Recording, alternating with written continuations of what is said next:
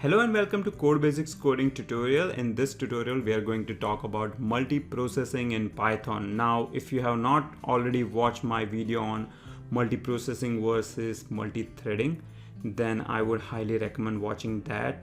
Also watch my tutorial on multithreading. Once you watch these two, then you can continue with the tutorial on multiprocessing. Alright, so here in this code, what I'm going to do is I have an array of numbers and I'm going to create two different processes which will work on these numbers. So the first process will calculate the square of these numbers and the second one will calculate the cube of these numbers. Alright, fairly simple. Okay, so let me create my first process. So I will say p1 equal to multiprocessing dot process.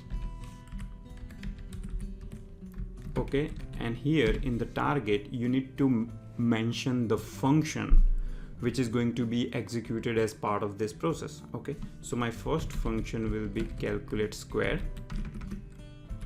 and I'm going to write the implementation of this function in a minute. And then the second argument is the args, which is your array. Okay, and since it is a tuple, you need to put a comma here. Okay, now let's implement calculate square function. Okay, so the input to this function is a numbers list and you're iterating through these numbers, and all you are doing is just printing the square of these numbers. Okay, so I'm just printing n star n, and I will create another function which will calculate the cube. Okay, so it will be called calculate cube and it will just calculate the cube. Okay, so my second function, I'm going to create a second process, call it a p2, and in the target I will mention calculate cube. Okay, now you need to start these processes. So when you create a process using this instruction, it doesn't get started automatically. You need to call the start function on these two processes. Alright, so after this only both of these processes will start execution. One more thing you need to do is join.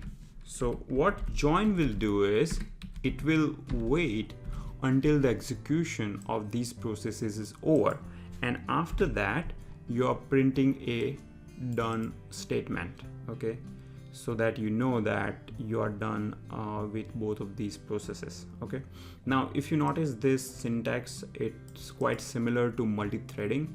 So in multi-threading you import a multi-threading module and you create a thread, and even threads have start and join call. So if you are already familiar with multi-threading in Python, then learning multiprocessing will be very easy in terms of syntax, code syntax at least. Okay, so let's execute this program.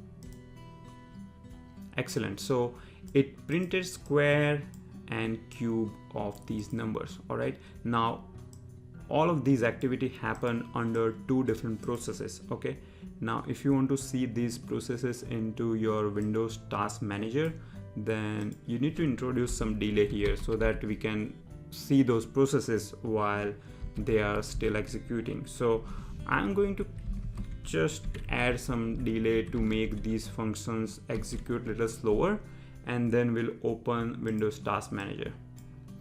Okay, so I just started the execution and you will see this thing being printed here. So while it is printing, open the Windows Task Manager, go to Details tab and search for Python. So here you see these three processes, 1, 2, 3. One is for the parent program, which is the main program, and then there are two processes for P1 and P2. Now they went away because the execution is complete. When you're doing multi-threading, you don't see the processes like this. Okay, so that's the difference. Okay, so far so good. Now instead of printing the result, let's store the result in a global variable. Okay, so square result, and to keep things simple, I'm going to create only one process. Okay, so let me remove the second process here.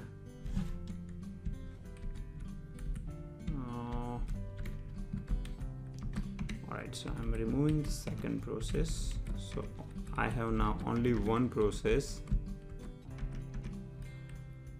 and I am now going to store the result into this global variable. And I'm going to call, okay, so n star n, okay, and I need to define this as a global so that it recognizes that it's a global variable.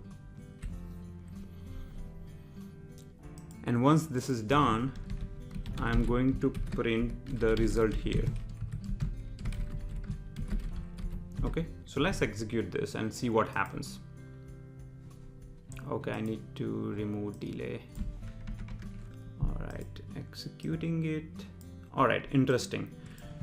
So result, it says it has no elements into the array. Now we already see it calculated the square number, so why is this blank?